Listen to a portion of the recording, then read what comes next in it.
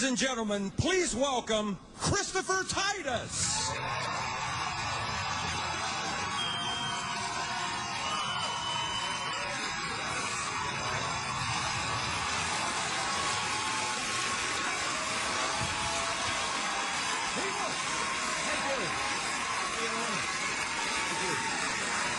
Thanks.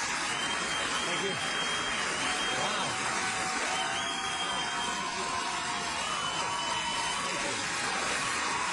Thank you. Oh, God.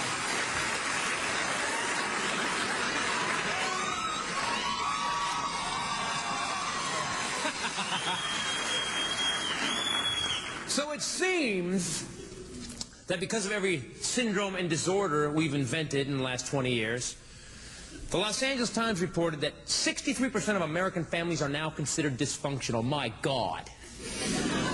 That means we're the majority. We're normal.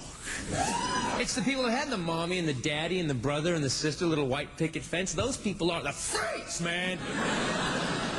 My parents' divorce settlement involved a bar tab.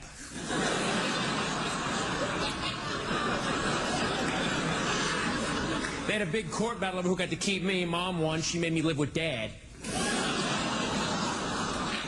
And Dad collected things for me, stepmothers. Until I was 10, I thought women were rent to own.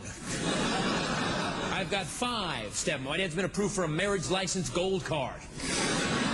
I now pronounce you man and wife. Sign there, bottom copy's yours. My father, a hard-drinking man from the 70s. We actually have no pictures of my dad where he is not holding a beer. Weddings, funerals, water skiing, parent-teacher conference.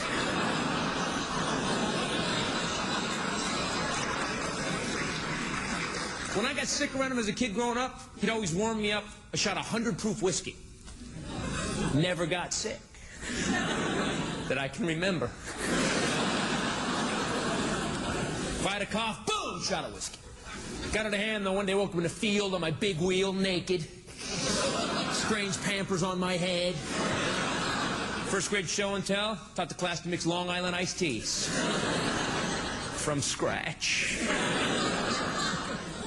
I love being from a screwed up family, man. We have everything in my family. Prescription drug abuse, mental illness. One of my uncles is a Mormon.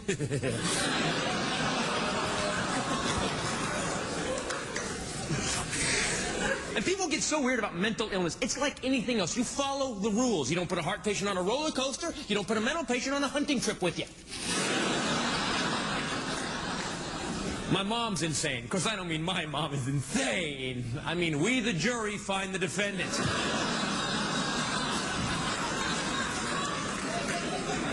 When I was a kid, she was in a mental care facility, or as Dad so eloquently put it, she shacked up in the wacko basket. Sleep well, boy! Actually, it comforts me to know that when I was in kindergarten gluing macaroni to paper plates, my mom was in therapy gluing macaroni to paper plates. I used to put her projects on the refrigerator. You better lighten the up, because we're going a lot further than that tonight. You know, little kids can't draw. They draw you a picture. You have to guess what the hell the picture is. My mother had so many Rorschach tests by the time I was 3, she knew exactly what I drew every single time. Well, honey, tree, ducky, bunny, train, and those are the aliens that planted the microchip in my head. You want to feel it? No. That's a pretty good call, Mom. I was going for doggy, but okay. But I want you to know I love my mom and I owe her everything. Because without her, I don't exist. Without her, I wouldn't be doing this for a living. Without her, in 4 states, it'd still be legal to kill a man with a cappuccino machine. She touched a lot of lives. Diagnosed manic-depressive schizophrenic. Actually pretty cool as a kid, because I never really knew who was coming to dinner. But I was pretty sure they were going to be bummed out. Used to piss my teachers off, and my permission slips had different signatures on them.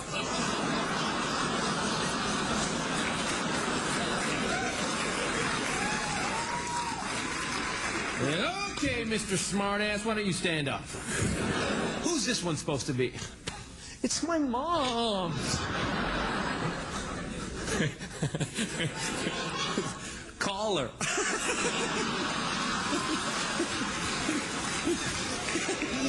But let me listen. I bet my lunch money she's Wheezy Jefferson today. I love being from a screwed-up family because nothing bothers me anymore. Nothing bugs me. Once you've driven a drunk father to mom's parole hearing, what else is there? Bring it on! Normal people scare the living out of me. No, because normal people haven't had enough problems in their life nor to handle problems when they come up. Something little happens, they just snap.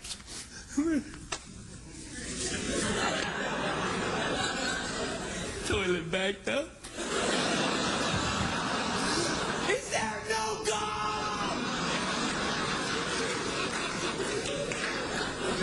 Oh, I'm getting a pickaxe and I'm going to Burger King. Look at every serial killer we ever caught in this country. Catch a serial killer, get his family on television. What does the family say? He was so normal. He was an Eagle Scout. His neighbors, yeah, he was really quiet. That boy always said hi to me, though. So if you guys got a neighbor being real cool, always saying hi, take him out.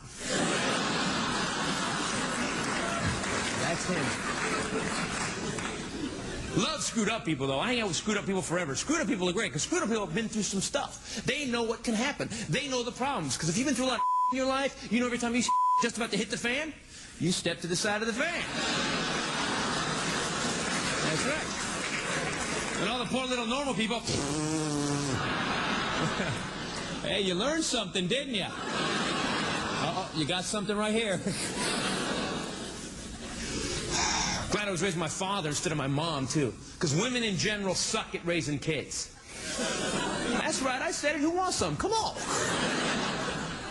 Here's what I mean, ladies. You see a kid putting a penny in a light socket, what do? Oh, my God, stop it. You smack that little hand. Well, there. Well, when that kid's 5, getting smacked in the hand is no big deal anymore. Fathers see the exact same child putting a penny in a light socket and go, no, wait.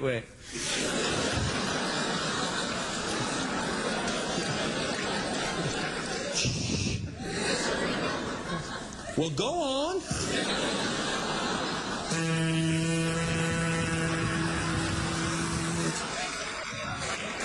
Well, you're not going to do that again, are you? Yeah.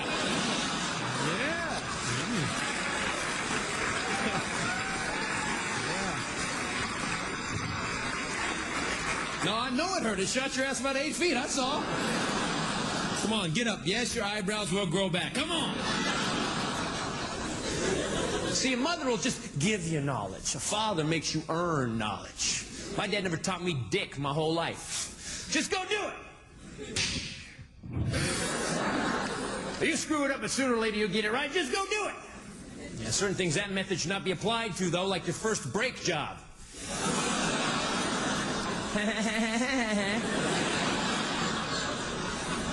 My first car was a 1977 Oldsmobile Delta 88. Ugly car. More ugly on this car than a Rolling Stones group photo. And it was huge car to optional roof rack helicopter pad. Fill it with gas, back out of the driveway, fill it up again.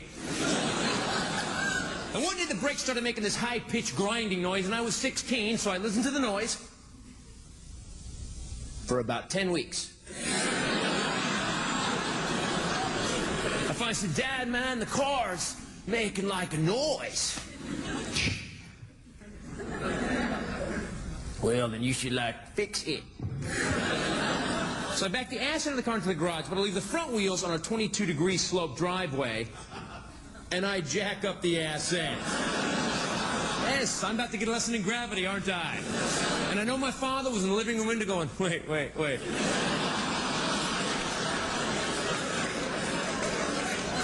So I'm under the car trying to make it stop better when I notice it start to go, and my butt cheeks, thinking quickly, walked me out from under it.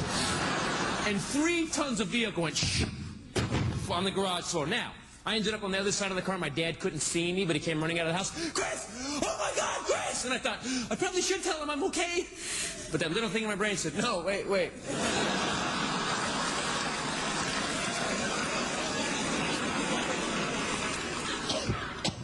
Dad! Oh, God, get it off me! He went, "You ain't dead, get it off yourself." And don't forget to put my goddamn tools away. And quit being a wussy. Oh yeah, I heard that every day of my life. Quit being a wussy. My dad didn't mean it like a lot of parents mean it. Your kid hits his head on the coffee table, quit being a wussy. My father meant if I got my arm ripped off by a combine in a cornfield, my father would find the arm, get some duct tape, strap the arm back on. All right, go play. Quit being a wussy. Thank you, Father. I'm so much better now. Never more wussy shall I be. I can still try for the soccer team. Although not goalie. Oh, I'm glad I was raised by Dad for other reasons. You can learn stuff from a father as a son you can never learn from Mom. Special things, important things, like never challenge Dad to a fist fight. Because fighting Dad's not a fight. Fighting Dad is, "Hi, you've just instigated your own mugging. Come on down." Guys, what is it about that last post-pubescent burst of male hormones? Because one day you're fine with your dad. Next day you wake up, you're like 16, look across the room, and all you can think is...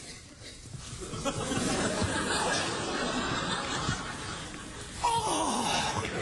What does he do, man? Look at him. Just sitting there, couch growing out the back of his head. Oh, I bet I could kick his ass. Thought my dad was lazy. Turns out he was just resting up. Yeah, we had been having one of those real deep, philosophical father-son arguments. The ones that always ended, "I did not lose your crescent wrench. You're such a dickwad." We got louder and louder. My stepmom jumped between us. "Hey, both of you!" No clinching, no hitting below the belt. Go. And then I decided to cross that man-boy line. Got right in my dad's face. Look! By the way, great way to fight. Arms down, face presented.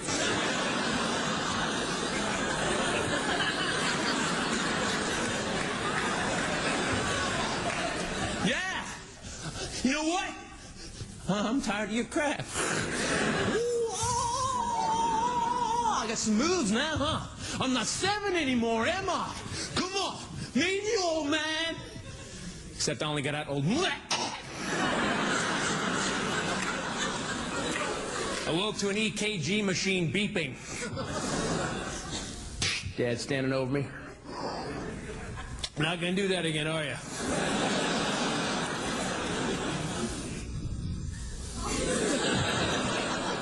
You want to fight like a man, you better start drinking like one. Quit being a wigger! Of course, then here's the weird part, is after I fought my dad, all of a sudden we're buddies now. Like he's my friend now, we start hanging out. But we're still the same people, so we'd go out on Sunday, you know, just be hanging out. Then he'd like pick a guy and we'd just go beat the crap out of that guy as a team. Memories, huh? Kicked ass at the father-son picnic, too. We didn't win the blue ribbon, but we have it in our possession. I finally stopped drinking when I hit 17 years old. Yes, hey, imagine the I must have been. Stop drinking because it's not really good for your health. And I fell into a bonfire.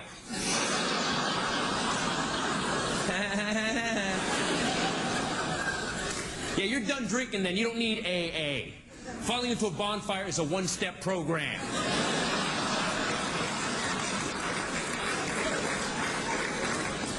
Big, huge beach party, middle of the night, whole school's there, you know. Party's winding down, everybody's paired up except for loser moi. And we're burning a telephone pole. I don't know where we got a telephone pole. I do know it's pretty high up there on the drunk theft scale, though. And I'm walking around the bonfire, get my feet caught in this blanket, and I fall in, and as I fall in, I'm so drunk, I just think, who the hell brings a blanket to the beach? And the flames are now right here. And I am aware, that's close to my face. Then I see my hands on this burning ember, and I exclaim, "Ah!" As Scott Carnathan gets up out of nowhere and does a full-speed running, jumping, drunk Jackie Chan leap flip thing over me in the fire, grabs me, throws me into the sand, although my palms stayed right on the lawn. Then my drunk friends proceed to stomp me out. Hey, man, you all right? Dude, get his hair, get his hair.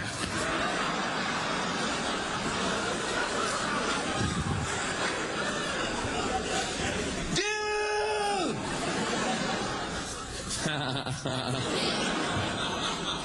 I'm not laughing at you, man. But you are wasted. Hey, sleep it off, man. You gotta drive to Taco Bell.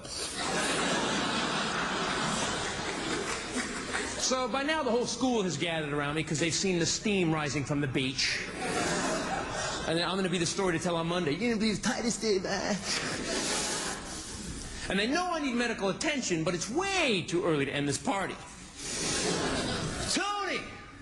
Dude, man, oh, man, go to the ice chest and get Titus a cold beer for each hand. Great, now they're performing drunk triage on me. They take the offending blanket, put it over me, and just leave me there. During the night, my hands were just burning up, so I just put them in the nice cold sand, you know? Then I walked out and put them in the nice, soothing salt water.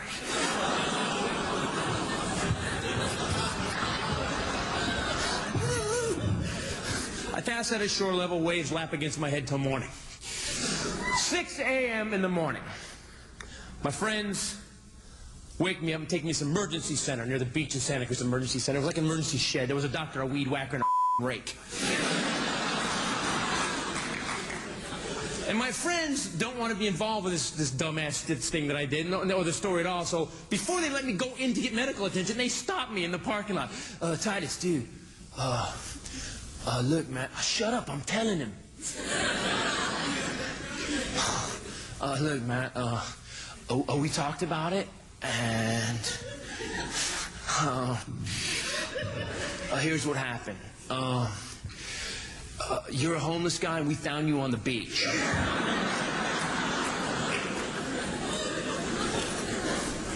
Okay. I'm a 17-year-old burned-up homeless boy with new Nikes wearing an alligator shirt. Okay. So I go in, and the doctor's pissed off. I'm not the first dumbass teenager he's met in his life, and I got like 12 beers in me from the night before. This man decides to shoot me full of painkiller.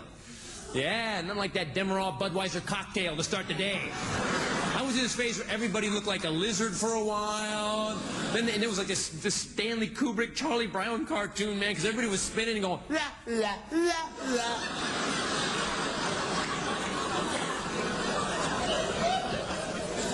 And the doctor finally goes, what happened to you?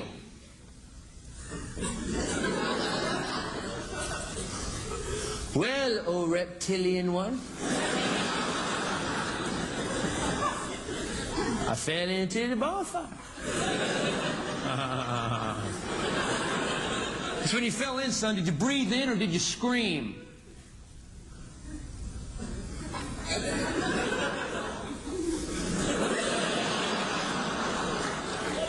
I screamed.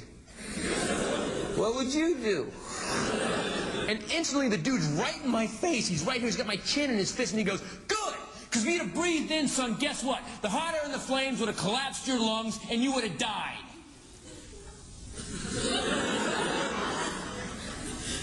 Well, now you look like Jesus. And Jesus, you need a Tic Tac.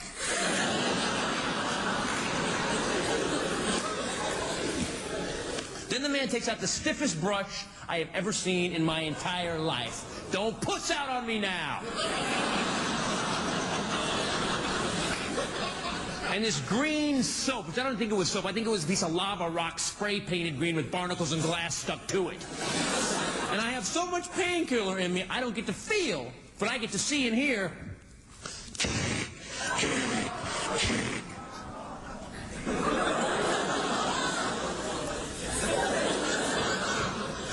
It's gonna hurt tomorrow, huh?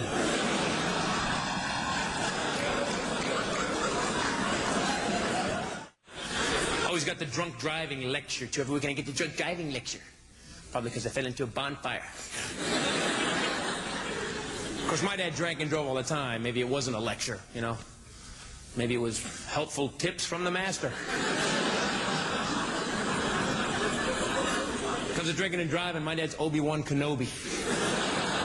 He busted me once for drinking and driving. Woke up 6 a.m. Saturday morning, about 2 months into my senior year, just hungover, just hammered.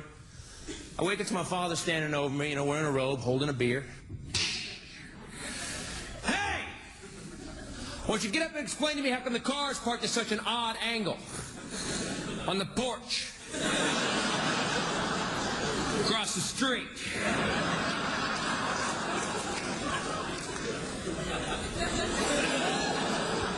He then decided to pull my driver's license for 6 months of my senior year.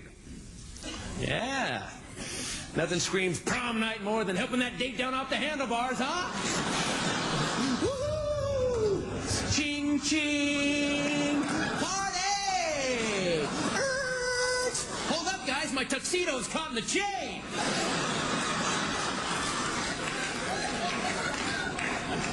And I hated him for that, because he always had beer in the car, man. Since I was a kid, he had beer in the car. For 30 years, my father had beer in the car, sometimes on tap.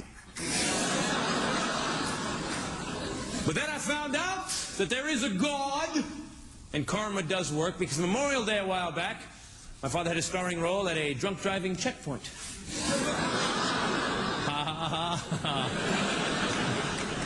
I saw it, I wasn't there, but our local TV news crew happened to be. It was Memorial Day, whole family's at the house. Everybody, aunts, uncles, we're all waiting for my father to come home and start barbecuing chicken. Where the hell's Dad? We're watching the 4 o'clock news. My father pulls in behind the reporter out on location live at the checkpoint. Here's my family. No one said, "Oh my God, we've got to help Father." My little brother Dave gets up and goes, "Give me a tape! Titus, give me a tape! Give me a tape! Give me a tape!"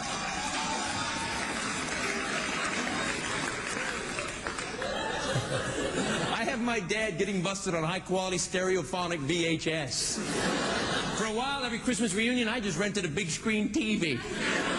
And at dinner, when he got some wine in him, started in on me, because, by the way, everybody has a relative somewhere that remembers the worst story about you, the one you never once said, and will retell that story at every family gathering until they die. That's my dad. "How's it going, Christopher?" "Mr. Smart-Ass Comedian."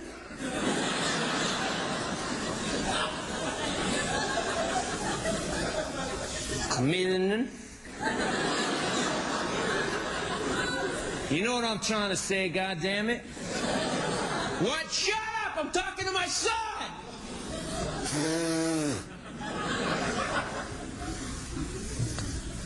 I mean, Merry Christmas, Grandma!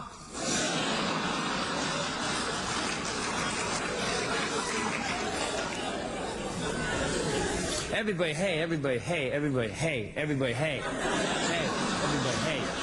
Hey, everybody, hey. Hey. Look at my boy, huh? When he's a kid, he's a screw-up. Please, nobody build any bonfires after dinner.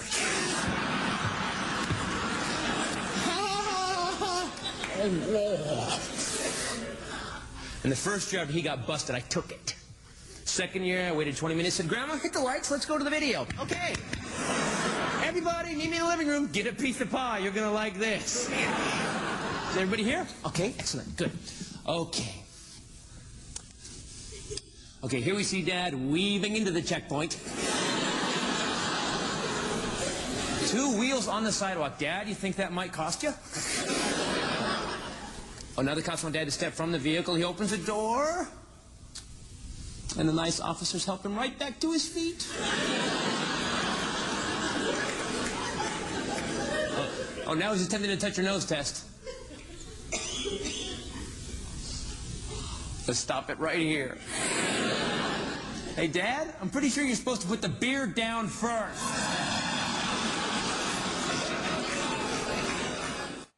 And don't get the wrong impression. My dad, great man. Really, great man. So sober, he's a saint. Drunk, Satan. And it was weird because we didn't get deprived as kids. I mean, we'd go do stuff. We'd go water skiing. Daddy goes, "Come on, kids, it's morning. Let's go water skiing. Woohoo!" And then we go water skiing all morning. And then about noon, or beer o'clock. Yeah, that joke never stopped being funny for 20 years. he would just start slamming him down. And it was weird because he's got the same problem with alcohol I have. His personality just flips. And like, he would just change. And I was 5 when it started happening. I had no idea what the hell was wrong with him. I just thought he had an alter ego. You know, like he was a superhero. The most negative superhero on the planet. Anti-dad. Wherever there is hope, I will stop it. Where self-esteem rears its shiny head, I will be there to kick it in the testicles. Hey, Dad, I got a B on my report card, but it's not an A, is it, son? Now that the smile has left your face, I'm off. Hey, Dad, I graduated high school. Graduated high school, huh? Well, you didn't come close to valedictorian, did you, loser? When your confidence returns, so will I.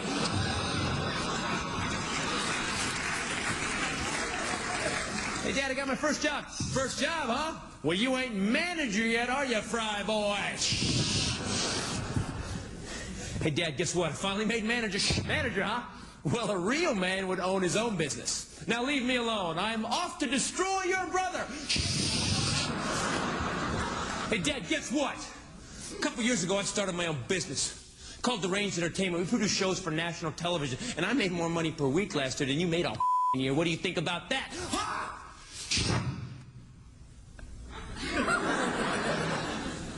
I think without me pushing you, boy, you never would have made it.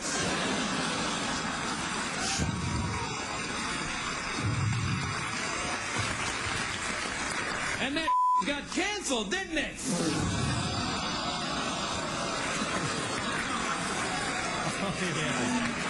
Oh, yeah. Don't mess with anti-dad, man. My father never missed a drink in his life. Or a joint, or a party, or a chance to get laid. He also never missed a day of work, or a house payment, or a car payment. I never went hungry, although he did a couple of times, so I wouldn't. Yeah, this is a man who survived 4 heart attacks.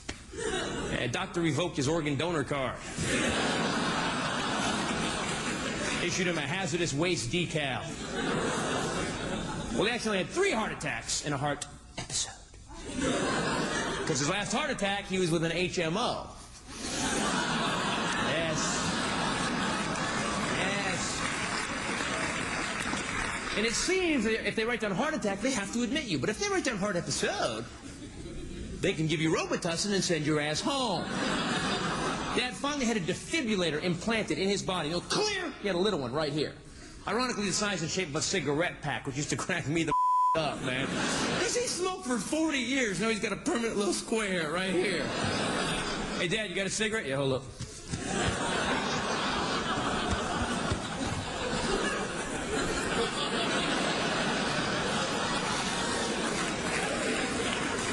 Is that funny, you little son of a bitch? And this thing, if my dad's heart went below a certain beat or above a certain beat, it would zap him. So you could be mid-sentence with my father. He'd just go, yeah!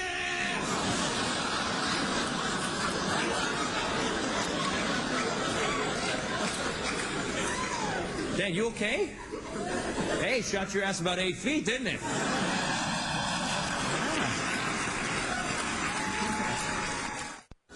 See, I believe life is about balance. My mom, brilliant, but manipulative. Beautiful, but more voices in her head than the Wu-Tang Clan. Loves her kids, killed her last husband. I say last husband because you don't get another one after that. Yeah. They take you out of the husband wish book at that point. Because it's a hard personal ad to get answered. Wanted loving, caring man who can take a bullet. Now, we all have a relative somewhere. When you get a phone call at 3 a.m. from the police about them, it doesn't really surprise you that it's not your mom. 6 a.m. day after Thanksgiving, while back the phone rings. By the way, 6 a.m., not a really great time for me. You know, I'm a comic. I got to work at 2. 6 a.m., I'm a little grumpy. 6 a.m., I'm a little P.O. 6 a.m., I'm like a vampire with a paper route.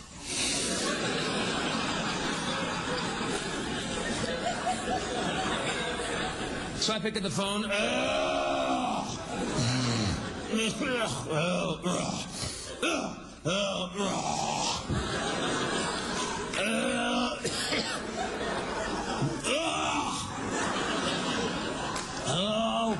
he says, "Hello, Mr. Titus. This is Iris Stevenson."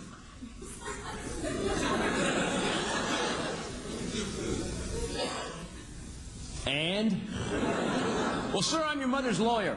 Oh. And?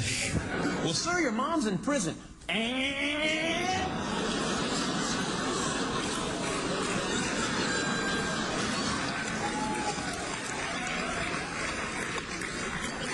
"Well, sir, she's killed her husband."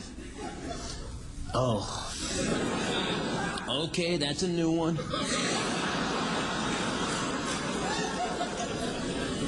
Mom had moved to Idaho, married this hardcore redneck oil rig worker. My mom was one of these women. My mom had this innate ability. Whatever town my mother moved to, the second she walked into town, she would instantly attract the alpha loser of that town. This guy was not a good guy. This guy was half O.J. Simpson and half O.J. Simpson. Scott Peterson sprinkles on the top.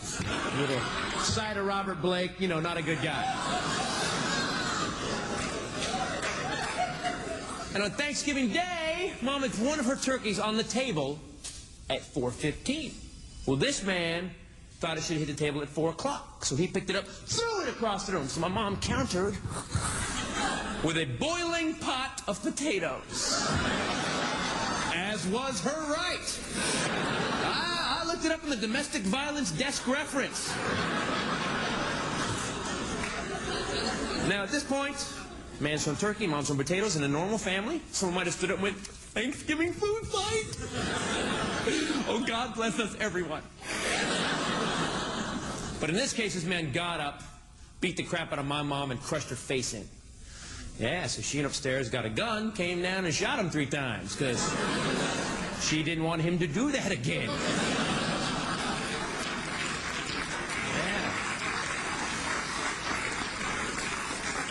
And years later, my sister told me, as the guy was lying there gut shut, she turned to Mom and said, "Mom, should I call an ambulance?" And my mom looked at the guy and went, "No, wait.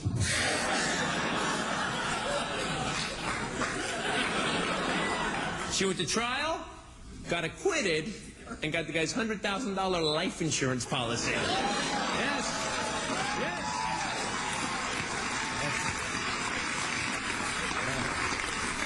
She was insane, not crazy. You want to hear the funniest part of that story? Where my mom, you know, shoots and kills a man.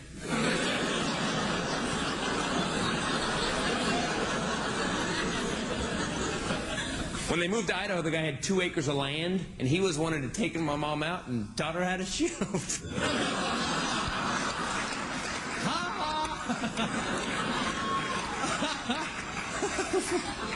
What a dumbass! Here's a tip for you guys. If you're going to beat her, don't teach her to fire the weapon. You ain't holding it right.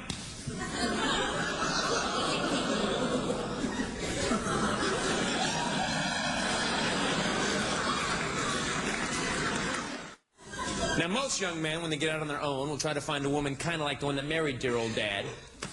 But in my case, I did the same thing, man. Oh, God, I got out on my own and just started hacking my way to this briar patch of psycho bitches. My God.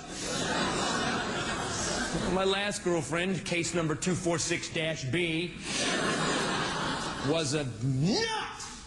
Our last fight was because she thought I was watching the Doublemint Twins commercial too intently. Snap, man, eyes went jackal yellow, started speaking Latin backwards. Himoleha. Came out of it like an hour later, said this to me, "I'm sorry."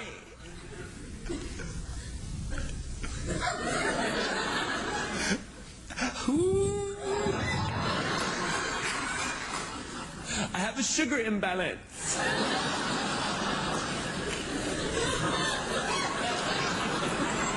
No, diabetes is a sugar imbalance. You are an estrogen Molotov cocktail.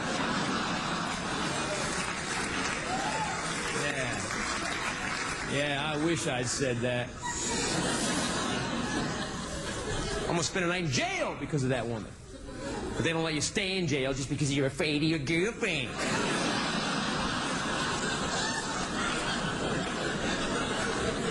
Man, I still gotta see her every year at the annual restraining order renewal breakfast.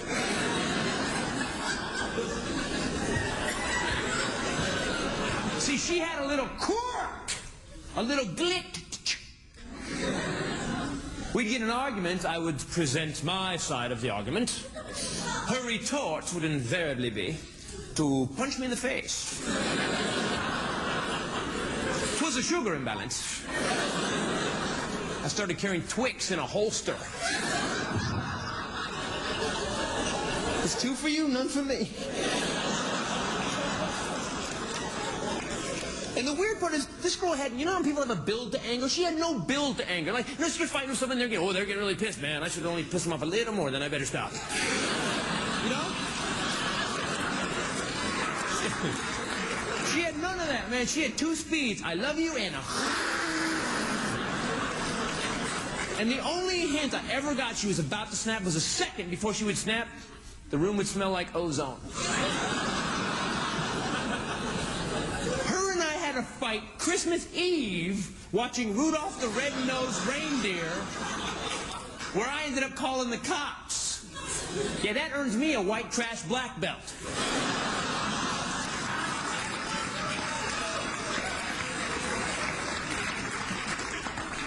Oh, man, the thing is, we didn't fight about Rudolph. We were just, you know, we were at my dad's house. We're halfway through Rudolph. We're snuggled. We got a blanket on us, an Afghan, for God's sakes.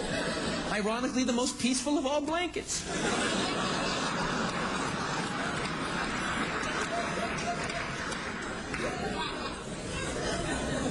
So we're watching Rudolph, you know, Hermie's going to be a dentist. I'm stoked. And all of a sudden...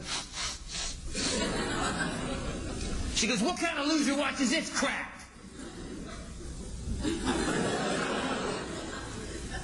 I said, hey, Twix, punch me in the face. So I picked up her $200 Ferragamo shoes, went to the front door, opened it, winged them across the street. Yeah, because I knew they'd get her ass out of the house. She was that kind of woman, man. Chase a designer label like a fat guy after a velour jogging suit. But I'm so afraid of her the second she leaves, I start locking doors and windows like I'm Anne Frank.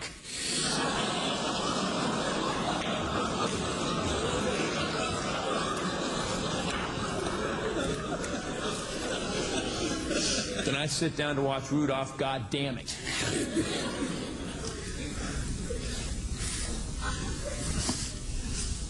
When all of a sudden there arose such a clatter. I sprang from the couch to see what was the matter. I went to the window, tore open the blinds, and there was my girlfriend, quite out of her mind. And I'm just standing there, heart pounding with fear. She's banging on the glass door with a vodka bottle. Filled just about to here. And I knew the window couldn't take it, and she screamed, open the door, you bastard! I'll break it! Well, I couldn't let her do that. 'Twas my father's place. So I cracked the door and she punched me in the face. So I summoned my manhood from bottom to top and I screamed like a little girl, I'm calling the cops!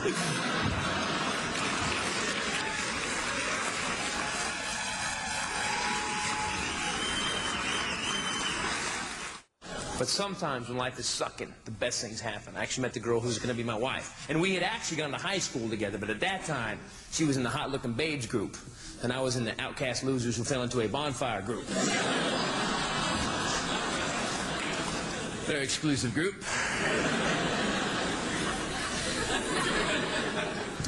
And she had just ended an abusive relationship, and I had just ended an abusive relationship. Now, both of us, gosh, just wanted a relationship where we could make somebody else pay. Except we couldn't fight. Because we've been through so much crap with other people, the fight had started, we both just go, don't hit me! Please don't hit me! Which helped us, because we survived like 6 months, man. And then I decided to move back to Los Angeles, take her with me, except she had never been away from her parents before. So I took her from the womb to Los Angeles. City of drive-bys, riots, fires, floods, earthquakes, and producers.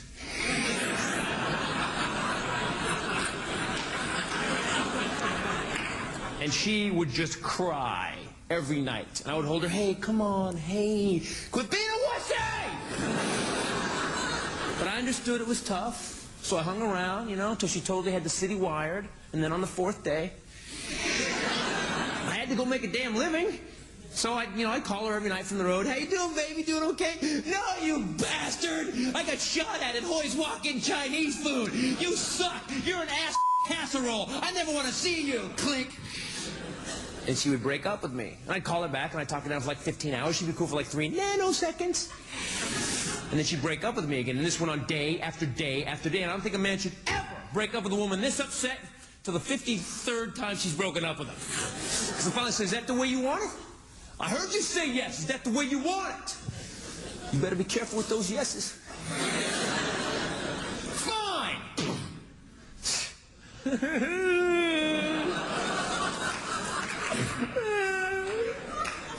And I was so upset that I went to drown my sorrows in a 19-year-old waitress.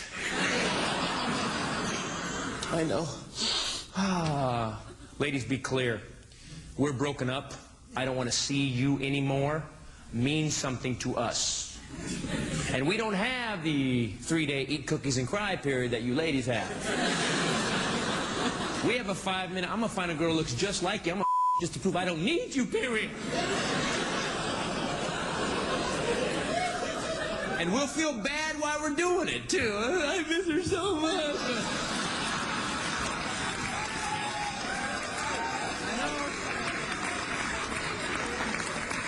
I'm not saying we're right. I'm saying we're stupid. So I was with that girl 3 days. On the 3rd day, I get her into bed. She starts to cry. I'm like a mental illness magnet at this point in my life. So I literally jump out of bed, head to my next gig on Florida. When I get to Florida, there's a box waiting for me, this big, of cookies and cards and cologne and flowers and love letters and poems from my girlfriend. Excuse me, ex-girlfriend. She broke up with me. But I spent a couple hours and I read her beautiful words, and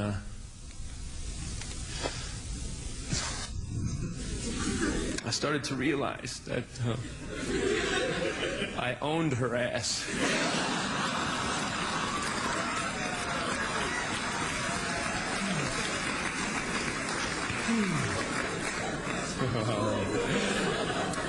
And I get home, and for like 4 days, I'm a pimp, man. I always say, hon, could you give me some grapes? And could you peel them? Could you scratch my foot? It's sexy when you crawl. Oh, yeah. End of the 4th day, I come home from the store, though, and her mood has changed considerably. She's sitting in the middle of the living room, has a phone. The best I could describe, the phone felt like it was aimed at my head. And she says 2 words. Who's Tiffany? I had it. I was like, hey, she's farm blank, farm man. You broke up with me. Man, I've never been so stone cold busted in my life, man. You're a loser, you're a slut, you're a liar, your dad is right. Whoa, whoa, whoa.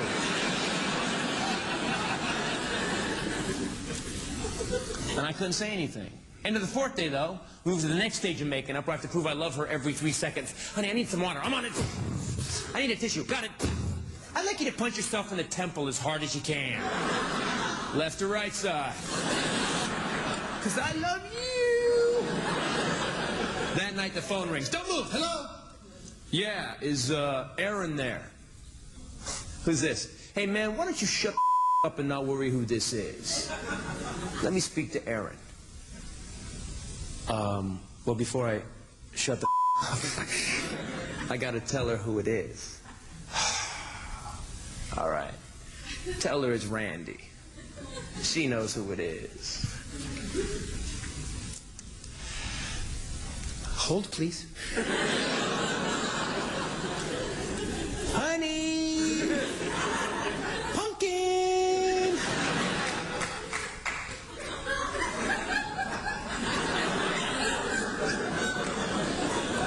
Randy!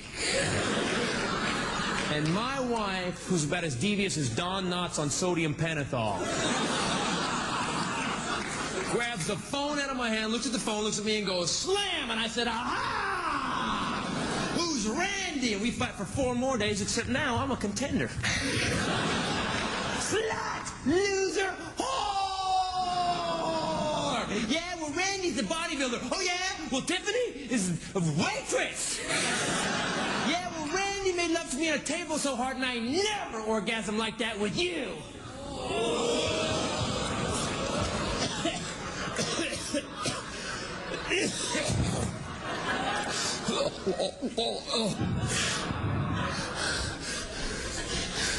Yeah? Well, I made Tiffany cry.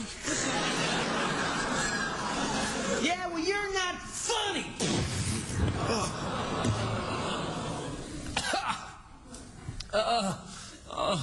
Yeah? Well, since we've been dating, you've gained 7 pounds.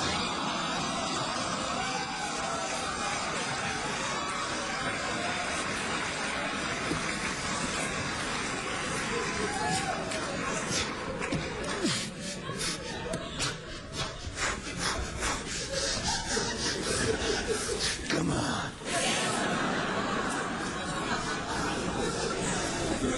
And we didn't stop. You know, in your relationship, you don't want to start a fight by saying something you should say? We were there. And we started, it was, I think my first salvo, the first thing I said to her was, she has cottage cheese thighs. Yes. Oh, yeah. She countered with the, hygiene, pick my nose, my feet stink, and my penis is small, the classics.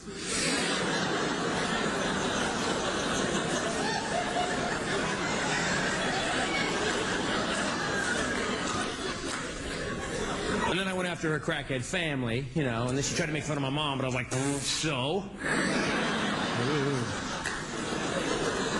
And we were just dueling, man, and no one was winning, except one time she rattled me. She goes, "You got a dinosaur head!"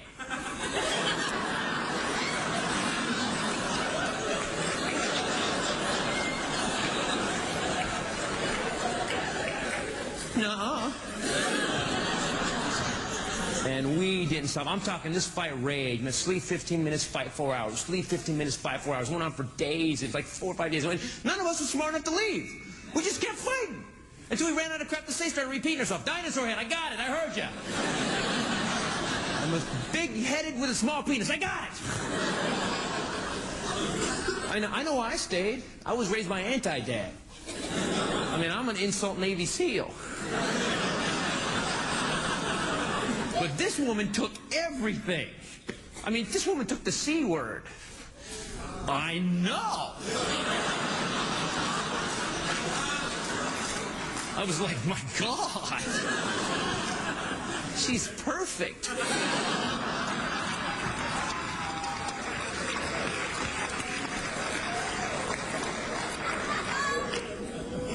We've been married 13 years. Yeah.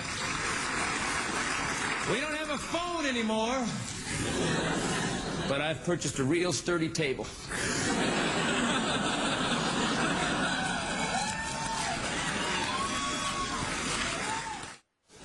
She's amazing. My wife, Erin, my God, most amazing human being, most hyper-happy human. If you guys showed up at our house, before you hit the door, my wife would be on you. Oh, my God, can I get you something? Do you want a sandwich? Can I get you a blanket?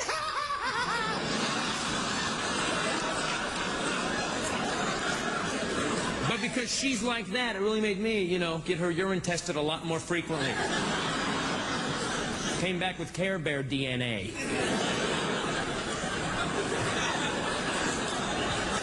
She's everything. If I'm sick, she makes me better. If I'm sad, she makes me happy. She's everything.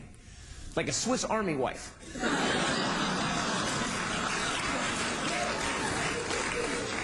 She wants kids. I'm talking about kids. I want kids. I want kids. I want kids. I think I'd be a pretty good dad.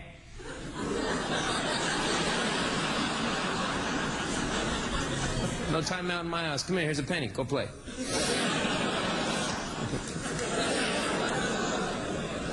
Tell you what, man, raising kids, I'm not going to do what my father did, man.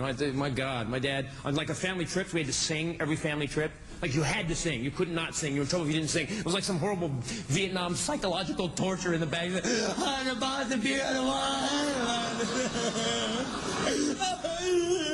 Dad's in the front seat keeping up with the song. And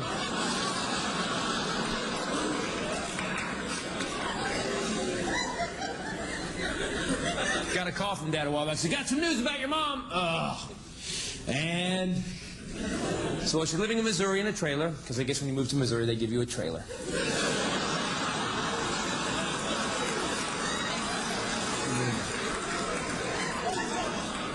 I said, and? He said, well, she married another abusive guy, and had one of her episodes, took a Duraflame log, and put it through the local sheriff's front window.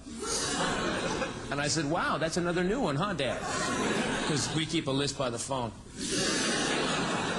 And the sheriff in the town knew my mom didn't put her in prison. He put her in this hospital. She had to go to some crazy therapy like every day for a year. And I said, and?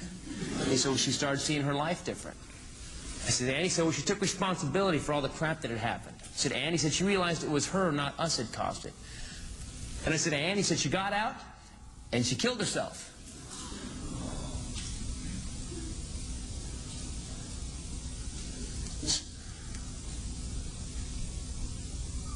And? Because I hadn't seen her in like 14 years, you know.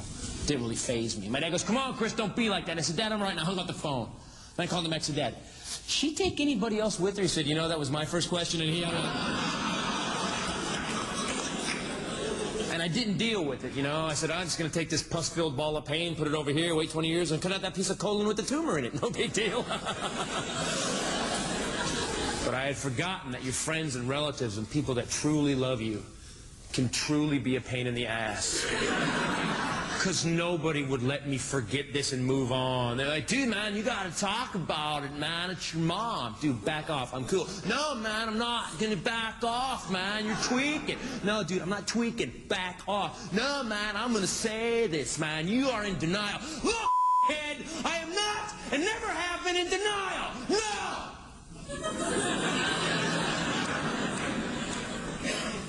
Well, see, you feel a little better now, huh?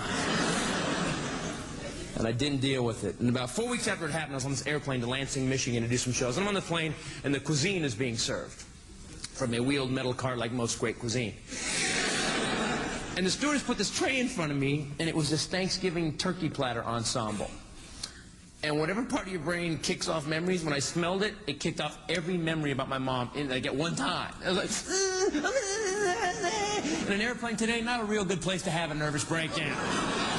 You know, I'm not worried they're going to think I have a bomb, but I don't want to scare the idiot actually carrying the bomb. So I flipped the tray up and I just ran into the airline bathroom, and don't do that because those walls are angled and you slam right into it.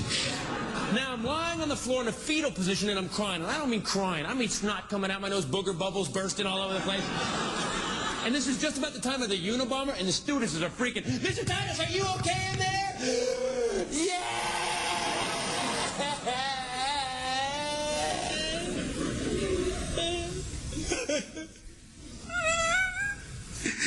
I'd like some complimentary peanuts, please.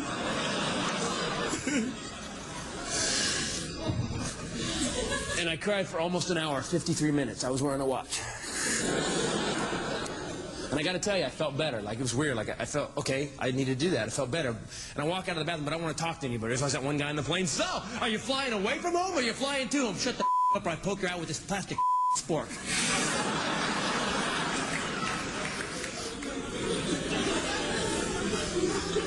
So I grab a Newsweek out of magazine stowage. And I sit in my seat and I'm just hiding behind this Newsweek, you know, and I'm not looking at it. I'm just flipping through it. I just don't want to talk. I'm just flipping through the Newsweek. And I stop on an article titled Mental Illness. Genetic?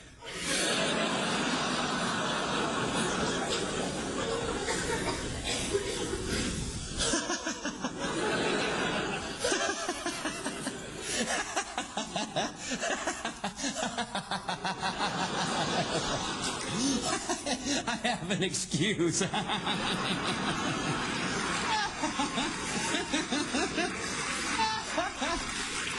And the people who saw me go into the bathroom crying are now watching me in my seat hysterically laugh. The whole plane went for the call button at the same time. Bong!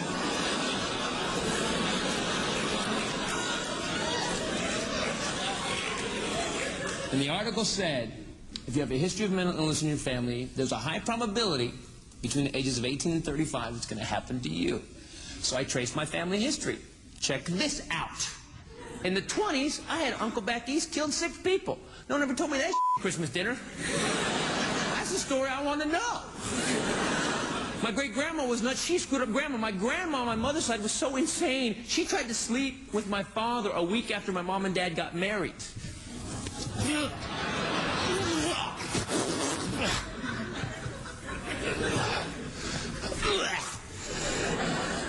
She screwed up mom. Mom was totally whacked. So after I read the article, I couldn't do anything, man. If I went to dinner with friends, I couldn't use the fork. Because I just thought I'm going to snap. We're in the middle of dinner, you know. How you guys doing? How's the baby go? Ah! And I couldn't figure it out. How come I'm not crazy? How come I'm not psychotic?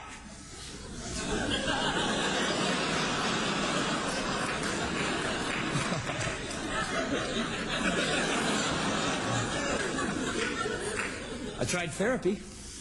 I went to 3 sessions. The therapist I was seeing actually had a famous case where he was treating 2 people who'd killed their parents. Yes, because when I go to see a therapist, I don't like around, you know. I don't want to see a guy, you know, who's treating an executive who's, you know, trying to deal with his fear of success. You know, I want to talk to a guy who's dealing with someone who put a 12-gauge to his father's throat. There you go. That's a therapist. And I went to see him, and I went to see him, and I told him all the stories I've told you guys tonight. And after every story, he would look at me and go, "Interesting, Christopher. What do you think? Good? Let that out. Tell me what you think. Good, excellent. That's healthy. What do you think? Okay, well, I'm paying you $150 an hour. I kind of want to know what the you think."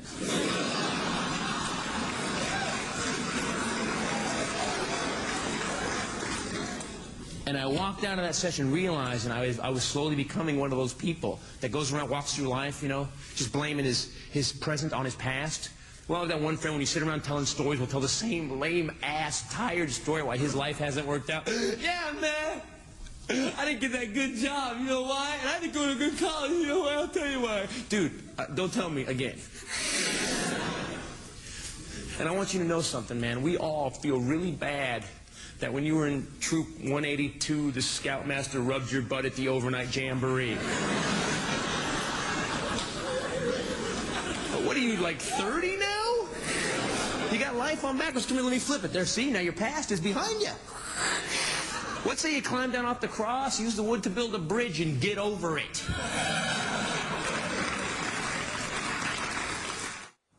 How come mom's crazy and I'm not? Well, it's possible. My mom could have got up every night in front of this many people, talked about all the crap in her life, and those people sat around and laughed with her. Would have meant nothing, and she could have moved on cool.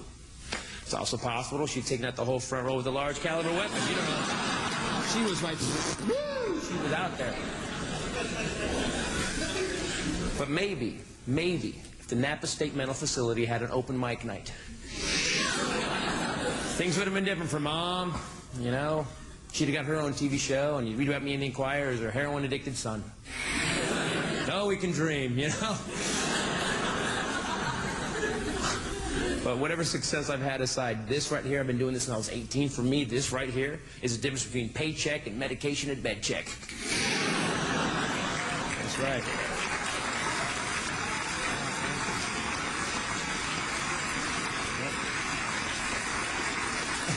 And don't get me wrong, hey, I want to hear your pain, for God's sakes. Just put it in joke form, that's all.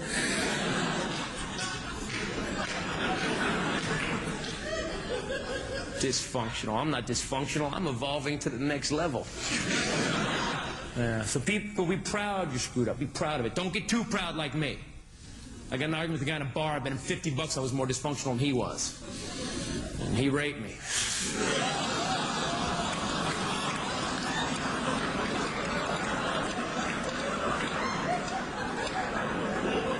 So I tipped them. I am very competitive. Oh, man.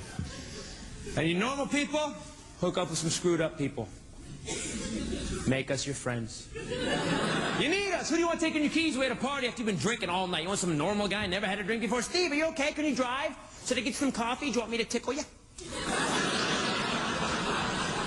Or do you want the guy with a 10-year chip from AA? Because when that guy asks for your keys, you're going to go, damn, I'm wasted. Oh, dude, you're the man. People say junkies have no place in our society. Actually, we spend some money, clean up some junkies, make them all go work for the Red Cross. You ever give out the Red Cross? Little paper-hatted trainee kid just sticking you full of holes. Golly gee, this is way harder than the deep fryer. How does this work? You get an ex-junkie in there, bap, bap, he's gonna find a vein.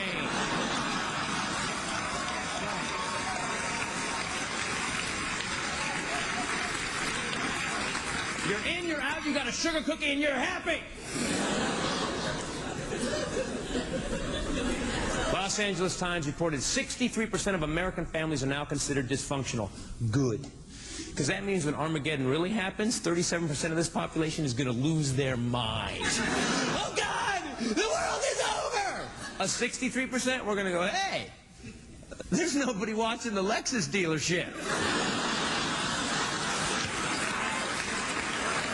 We're going to the apocalypse with leather and a CD player. You guys have been great. Thank you.